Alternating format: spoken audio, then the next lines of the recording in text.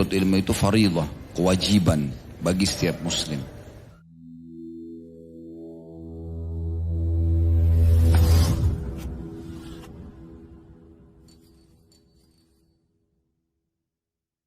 Assalamualaikum warahmatullahi wabarakatuh. Baik, kita akan membahas pada kesempatan ini kehidupan seorang mukmin antara syukur dan sabar. Ini poin judul ini, Bapak Ibu sekalian, kita bahas dan kita akan jadikan sebagai pondasi bahasan sebuah hadis Nabi SAW. Hadis sahih riwayat Imam Muslim ya. Bunyinya begini, ajaban li amril mu'min. Sungguh mengagumkan perkara hidupnya orang-orang beriman. Inna amrahu kullahu khair. Semua perkara hidupnya pasti baik, pasti bahagia, pasti senang. Semua hidupnya. Walaysa dzalika li ahadin illa lil mu'min atau li mu'min.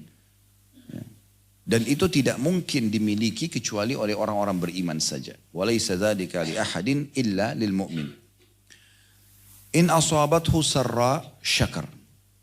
Kalau lagi melimpah nikmat padanya, dia bersyukur. Fakana khairan lahu. Maka itu jadi baik buat dia. Karena dengan syukur akan bertambah nikmat itu. Wa in asabathu darra'u sabar. Kalau dia diberikan cobaan, dia bersabar. Fakana khairan lahu. Maka itu juga jadi baik buat dia. Ini pondasi bahasannya ya. Akan lebih dalam kita bahas tentang masalah syukur dan sabar ini. Seorang sahabat bernama Abdullah bin Mas'ud radhiyallahu anhu memiliki sebuah statement yang menarik sekali.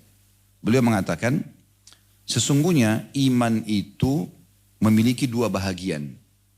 Iman seseorang memiliki dua bahagian.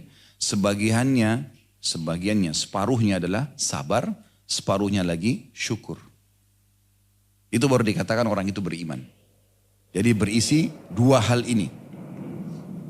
Dan Allah menggabungkan kedua karakter ini dalam sebuah firman-Nya dalam surah Luqman ayat 31. Allah gabungkan ini antara syukur sama sabar. Surah Luqman ayat 31. Ya. Bunyinya setelah Allah jelaskan tentang tanda-tanda kebesarannya Allah, Allah mengatakan inna fi dzalika laayatin likulli sabbarin syakur. Sesungguhnya semua itu yang Allah sudah ceritakan tentang penciptaan langit dan bumi, tentang apapun yang membuktikan tentang beradaannya Allah.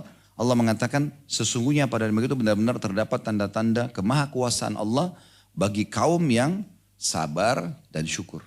Gitu. Allah gabungkan keduanya, sabar dan syukur. Baik, kita pindah ke tahap setelahnya. Dalil tentang masalah sabar dan syukur ini cukup banyak, tapi saya akan angkat dua buah dalil saja. Yang pertama tentang syukur dulu. Sudah masyhur ayatnya ini ya. Surah Ibrahim surah nomor 14, ayatnya ayat 7. A'udzubillahi minasyaitonirrajim, la in syakartum la azidannakum wa la in kafartum inna adzabi lasyadid. Artinya kalau kalian bersyukur, surah Ibrahim ayat 7 ya, surah nomor 14. Kalau kalian bersyukur, saya akan tambah. Kata Allah, kalau kalian kufur, siksaku sangat pedih. Itu landasan dalilnya tentang syukur. Bersyukur ditambah, selesai. Gitu kan? Jadi rasionalnya, Bapak Ibu sekalian di poin ini, kalau misalnya ada seseorang bekerja di satu kantor, kemudian atasannya mengatakan begini, setiap kali ketemu saya, siapapun di antara staf yang mengatakan terima kasih Pak atau terima kasih Bu, saya akan tambah bonusnya di akhir bulan. Kira-kira seperti apa keadaan pegawainya? Bukankah setiap ketemu terima kasih, terima kasih? Orang misalnya lagi sekolah, lagi kuliah, gurunya bilang setiap ketemu saya kalau terima kasih saya akan tambah nilainya. Mungkin mereka akan terima kasih terus. Ini cuma contoh rasional. Gitu kan? Allah subhanahu wa ta'ala menginginkan itu saja. Silakan nikmati, silakan makan, minum, tidur, berpakaian, bekerja, nikmati. Selama itu halal, Allah tidak pernah larang. Tapi ikuti dengan konsep sederhana, syukur. Syukur itu begini, Bapak Ibu sekalian. Selalu peka melihat nikmat Allah dan membesarkannya. Selalu peka melihat nikmat Allah dan membesarkannya. Mulai dari diri kita saja misalnya. Bapak Ibu sekalian, jari-jari kita ini bisa kita gerakkan saja, sebuah nikmat bukan? Berapa banyak orang di luar sana stroke gak bisa gerakin darinya. Sudah berapa tahun Allah mudahkan jari-jari dan telapak tangan kita untuk menyelesaikan banyak urusan kita. Mata kita bisa melihat. Coba bayangkan Bapak Ibu, pejamkan mata sesaat, beberapa detik. Bayangkan kalau mata kita ini seperti itu, gak bisa lihat apa-apa. Cuma bisa dengar suara orang. Kita tidak pernah tahu di depan kita ini ada bahaya atau enggak. Mata kita masih bisa melihat, alhamdulillah. Ini sebuah nikmat yang luar biasa. Yang tidak bisa terjangkau dengan nilai apapun. Kalau ada orang yang matanya rabun atau buta, lalu ditawarkan oleh dokter, dia bisa sembuh tapi dia harus bayar sekian ratus juta rupiah misalnya. Atau mungkin di sini sekian ribu atau ratusan ribu dirham, dia akan bayar. Hanya untuk mengembalikan matanya. Di Saudi pernah ada satu orang datang ke majelis seorang syekh. Lalu dia bilang begini, Syekh saya ini orang miskin, susah hidup saya. Lagi pengajian. Tiba-tiba dia datang, seakan-akan dia ingin minta bantuan gitu. Syekhnya berhentikan pengajian lalu mengatakan begini, kamu orang kaya. Kata orang ini, saya orang miskin. Karena dia tahu keadaannya. Dia memang dia tidak punya kemampuan dari sisi finansial ya. Tak punya pekerjaan segala macam gitu.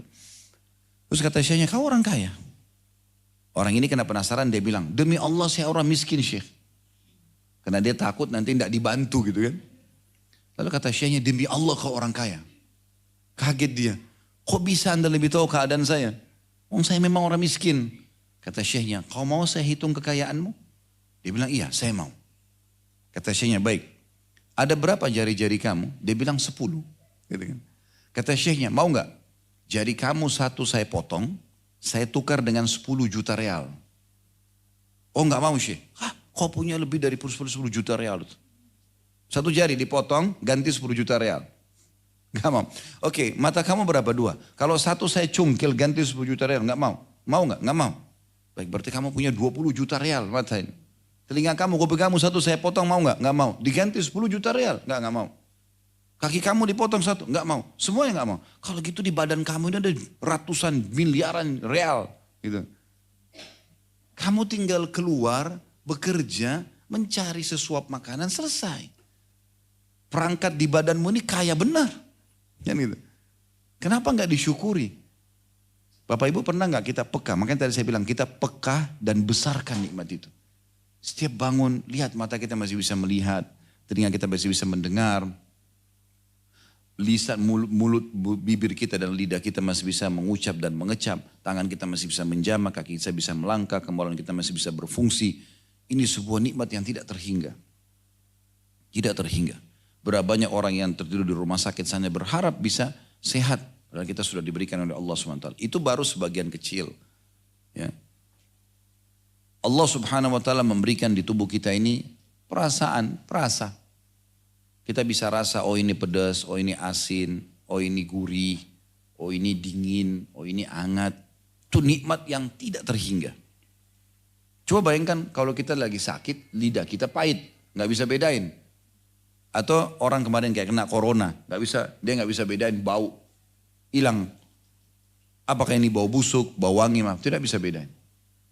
Kita alhamdulillah saat ini, di ruangan ini, kalau misalnya ada kecium bau wangi, oh wangi ya. Ada kecium bau enak, oh enggak enak baunya. Kita bisa bedain. Sehingga kita merasa selalu menjaga yang bau wangi dan kita menghindari bau yang busuk. Contoh. Itu juga dengan telinga kita bisa menangkap suara. Kita masih bisa bedain, oh ini bising, oh ini suaranya lembut, intonasinya tinggi atau rendah. Sebuah nikmat yang besar. Berapa banyak orang tuli gak bisa dengar. Dipukul gendang pun di sebelah kupingnya dia gak bisa dengar. Telinga ini, mata ini, semuanya ini. Lidah kita, bibir kita, semua ketutupin sudah sekian tahun kita gunakan. Maka perlu disyukuri. Nah, tentu syukur ini dengan mengucapkan alhamdulillah. Dan jangan lupa ditambah dengan poin lainnya. Digunakan di atas ketaatan Allah. Itu poin penting. Karena banyak orang memahami syukur alhamdulillah saja. Enggak. Sebagai bentuk terima kasih kepada Allah SWT selain berterima kasih, kita juga gunakan fasilitas yang ada dan menjaganya ya gitu.